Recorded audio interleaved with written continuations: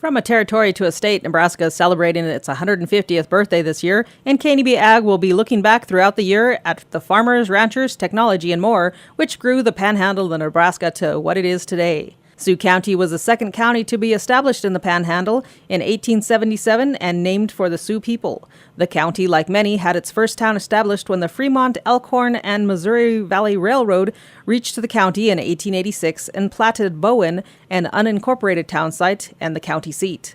The name was changed June 20th, 1887 to Harrison and incorporated April 7th, 1888. Bill Wilson, longtime Harrison resident and member of the Sioux County Historical Society, said the county has always been a home for livestock and ranchers. The number one natural resource for Sioux County is high-quality grasslands, hard grass.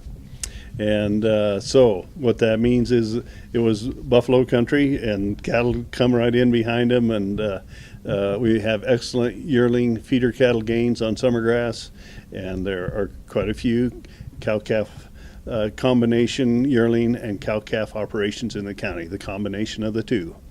The cattle ranches support the tax base in Sioux County, and while there is a moderate amount of farming in the county, most of it is feed production for livestock. Wilson said people who settled in the early 1900s coming from Iowa and eastern Nebraska thought that they could farm. This was not the case. It's not farming like the Platte Valley. It's not farming like eastern Nebraska, even eastern central Nebraska.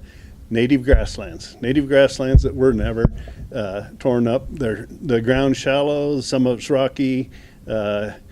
Rainfall is like 13, 14 inches, and some of that's annual precipitation, so some of that comes in snow.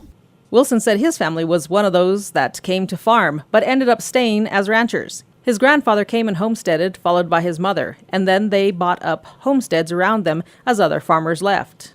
He came thinking he was going to farm, so he plowed up the best ground. We still raise hay on that best ground. There are some fields that didn't work out, but a lot of the country was never touched. Yeah, and he was a good teamster. He was good with workhorses, and he was a skilled teamster.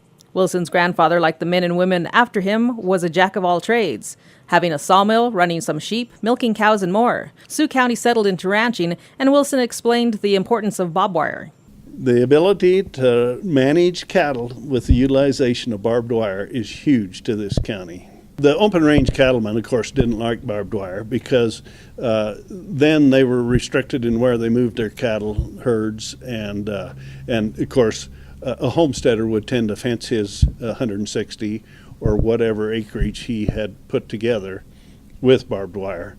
So you had that transition time from open range to being, fenced country. Yeah, it took years and years for that to happen, but yeah, it was a big change. Harrison is the only incorporated town left in Sioux County, and many of the families living in the county can trace their family tree back to the very beginnings of the county. Next, we'll take a look at sheep in the Panhandle, how they arrived and where they went. With KNB.TV News, I'm Chabela Guzman, and 150 Years of Nebraska Agriculture is sponsored by Kelly Bean, proud to be a tri-state region tradition for 90 years.